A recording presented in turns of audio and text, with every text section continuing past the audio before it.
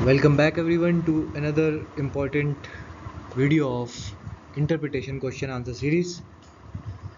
हम लोग डिस्कस कर रहे थे शॉर्ट क्वेश्चंस जिसमें हम लोग प्रिंसिपल्स और मैक्सिम से रिलेटेड जो क्वेश्चंस आने वाले थे उनको डिस्कस कर रहे हैं। तो ये तीसरा बेसिक प्रिंसिपल्स का क्वेश्चन है जो कि है जजडम जनरस। इसमें जो हम लोगों ने पहले लॉन्ग आंसर में लिखा था वही पॉइंट्स हम शुरू में लिख देंगे। The Latin term judgem generis means of the same kind. Normally general words are given their ordinary meaning, but when they are followed by specific words of distinct category, courts may give them a restrictive meaning of the same category.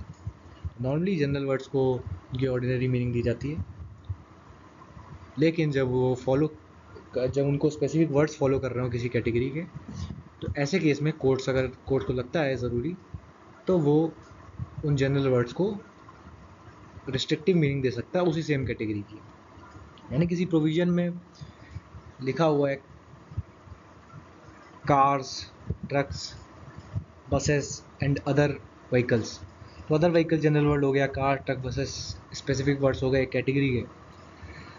तो अब court अगर चाहे तो other vehicles वाला जो word है उसको एक रेस्ट्रिक्टिव मीनिंग दे सकता है कि 4 व्हीलर जो है या फिर जो एरोप्लेन वगैरह को ना इंक्लूड करके सिर्फ और सिर्फ जो रोड पे चलने वाले व्हीकल्स हैं उनको ऐड कर सकता है, उसमें इंटरप्रेट कर सकता है, मीनिंग दे सकता है।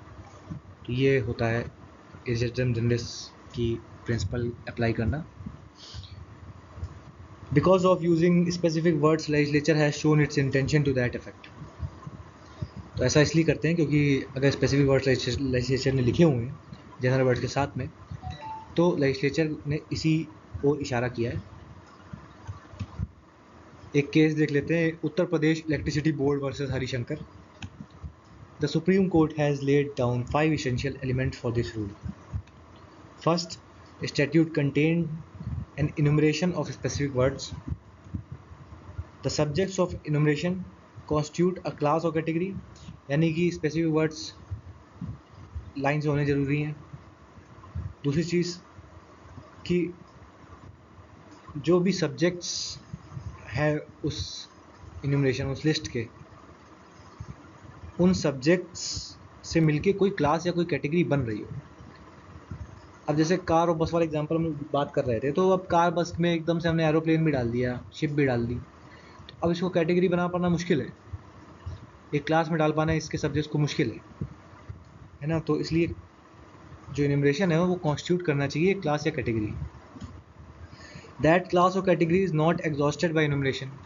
तो ऐसा नहीं होना चाहिए कि वो कैटेगरी पूरी फुल हो गई हो। हमने कार, बस और ट्रक लिख दिया एंड अदर व्हीकल्स लिख दिया। अब कार, बस और ट्रक ही सिर्फ होते हैं रोड पे चलने वाले व्हीकल्स, तो अदर व्हीकल्स जब लिखा है तो वो फिर कैसे उसको रिस्ट्रिक्टिव मीनिंग दे पाएंगे? वो तो फिर एरोप्लेन वगैरह सब इंक्लूड हो जाएगा। तो इसलिए जो क्लास और कैटेगरी है वो इन्यूमरेशन से एग्जॉस्ट नहीं होनी चाहिए।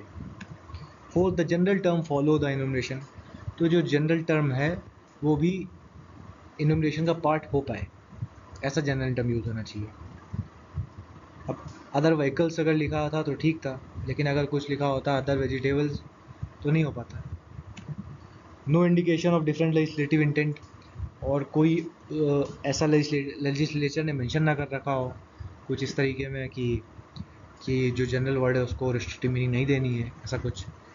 तो अगर ये सब एसेंशियल्स एलिमेंट्स हैं तो जजडम जनरस का रूल लगा के इंटरप्रिटेशन किया जा सकता है। तो इसी के साथ ये वीडियो ख़त्म होती है। सारे पॉइंट्स लिख के आइएगा, बहुत अच्छे पॉइंट्स हैं। मिलते हैं अगले वीडियो में, और अपने क्लासमेट्स के साथ भी ज़रूर शेयर करिए।